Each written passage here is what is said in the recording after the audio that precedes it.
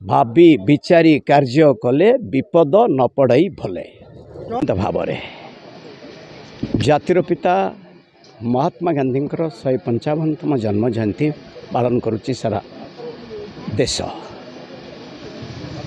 जो उद्देश्य आम पाई स्वाधीनता जातिर पिता महात्मा गांधी नेतृत्व में से स्वाधीनतार चिंताधारा को मन रखिले यदि आइडियोलोजी नीति कि आम समस्त अनुप्राणित हो स्वाधीनतार मजा को बंचाई रखिपर ताही हम जातिर पिता महात्मा गांधी प्रति श्रेष्ठ श्रद्धांजलि।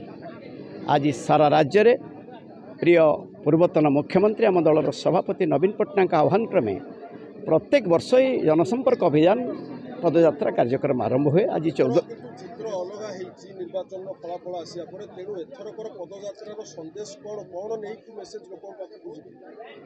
केवल संदेश होची तृणमूल स्तर आहुरी समस्ते सुसंगठित हो रहिबा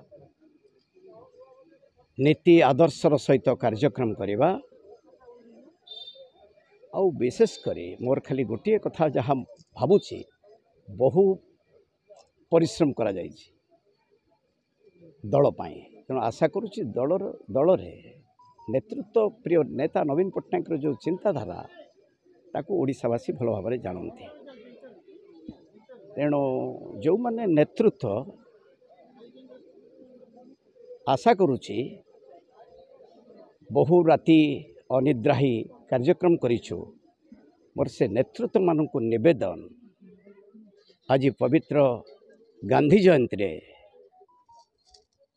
केवल एतिकी निवेदन करी भावी विचारी कार्य कले विपद न पड़ई भले।